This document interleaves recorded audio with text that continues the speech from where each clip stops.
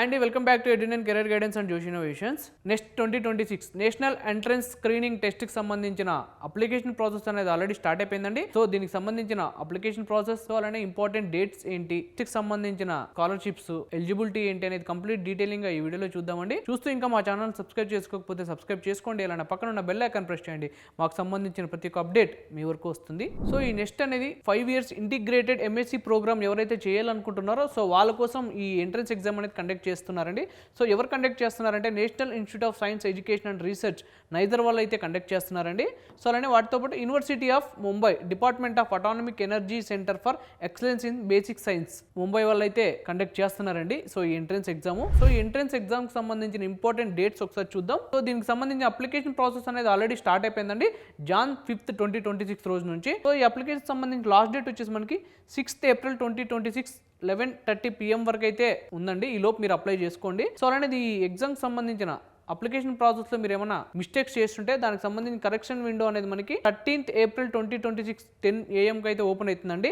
So అది 14th April 10 AM అయితే close అవుతుంది. ఈ లోపు మీరు ఏమైనా కరెక్షన్స్ ఉంటే కరెక్షన్స్ చేసుకోండి. సో అలానే దీనికి సంబంధించిన అడ్మిట్ కార్డ్ అనేది మనకి 15th May 2026 10 AM అయితే ఓపెన్ అవుతుందండి. సో మీరు అప్పుడు లాగిన్ క్రెడెన్షియల్స్తో ఓపెన్ చేసి అడ్మిట్ కార్డ్ అనేది డౌన్లోడ్ చేసుకోండి. సో దీనికి సంబంధించిన ఎగ్జామ్ డేట్ వచ్చేసి మనకి 6th June 2026 సాటర్డే రోజు అయితే ఎగ్జామ్ కండక్ట్ చేస్తున్నారండి 2 PM కి. సో దీనికి సంబంధించిన రిజల్ట్స్ డేట్ అనేది ఇంకా అనౌన్స్ చేయలేదండి.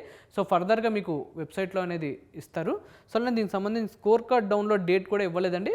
దీనికి సంబంధించిన డేట్ అనేది మీకు ఫర్దర్లో అప్డేట్ చేస్తారు. సో అలానే ఎగ్జామ్కి సంబంధించిన మాక్ టెస్ట్లు మీరు ఏమన్నా రాయాలనుకుంటే సో దానికి సంబంధించిన డేట్ కూడా ఇంకా ఓపెన్ చేయలేదు, మీకు ఫర్దర్గా ఓపెన్ చేస్తారండి. సో ఆ డేట్ రోజు మీరు ఈ ఎగ్జామ్కి సంబంధించిన మాక్ టెస్ట్లు అనేది రాయొచ్చు. నెక్స్ట్కి సంబంధించిన ఎలిజిబిలిటీ అండ్ ఫీజు ఒకసారి చూద్దామండి. సో ఎలిజిబిలిటీ వచ్చేసి 10+2 ఇంటర్ అయితే కంప్లీట్ చేసి ఉండాలండి. సో ఇంటర్లో మీరు ఎంపీసీ తీసుకున్నట్టయితే మ్యాథ్స్ ఫిజిక్స్ కెమిస్ట్రీ సబ్జెక్ట్ వాళ్ళు ఎలిజిబుల్. అలానే ఇంటర్లో బైపీసీ వాళ్ళకి బయాలజీ ఫిజిక్స్ కెమిస్ట్రీ వాళ్ళు కూడా ఎలిజిబుల్ అండి. సో ఇంటర్లో ఎవరైతే ఓబీసీ క్యాండిడేట్స్ ఉంటారో వాళ్ళు మినిమం 60% అయితే స్కోర్ చేసి ఉండాలండి.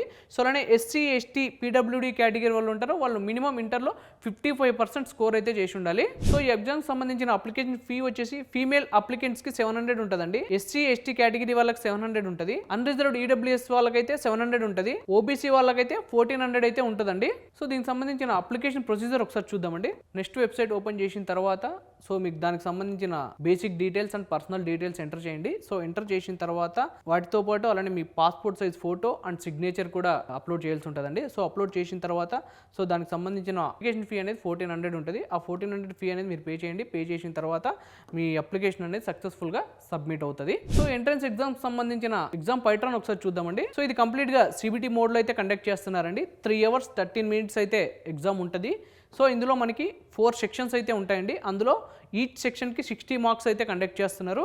సో ఇందులో మనకి మల్టిపుల్ చాయిస్ క్వశ్చన్స్ ఉంటాయండి. సో ఒక ఈచ్ కరెక్ట్ ఆన్సర్కి +3 marks ఉంటాయి. ఈచ్ రాంగ్ ఆన్సర్కి -1 mark అయితే డిడక్ట్ అవుతుందండి. సో మనకి ఫిజిక్స్లో 20 questions ఉంటాయండి, 60 marks. కెమిస్ట్రీలో 20 questions ఉంటాయి, 60 marks ఉంటాయి. మ్యాథమెటిక్స్లో 20 questions ఉంటాయి, 60 marks ఉంటాయి. బయాలజీలో 20 questions అయితే ఉంటాయండి, అలానే 60 marks కూడా ఉంటాయి. టోటల్ వచ్చేసి 80 questions అయితే ఉంటాయండి. ఇందులో మనకి 240 marksకి అయితే ఈ ఎగ్జామ్ కండక్ట్ చేస్తారు. సో అలానే ఎంట్రన్స్ టెస్ట్కి సంబంధించిన ఎవరైతే ఎలిజిబుల్ అవుతారో సో వాళ్ళకి స్కాలర్షిప్ సపోర్ట్ కూడా ఉంటుందండి క్యాంపస్లో. సో ఆ స్కాలర్షిప్ సపోర్ట్ ఎట్లా ఉంటుందంటే మనకి పర్ ఇయర్ మనకి 60,000 స్కాలర్షిప్ అయితే వస్తుందండి.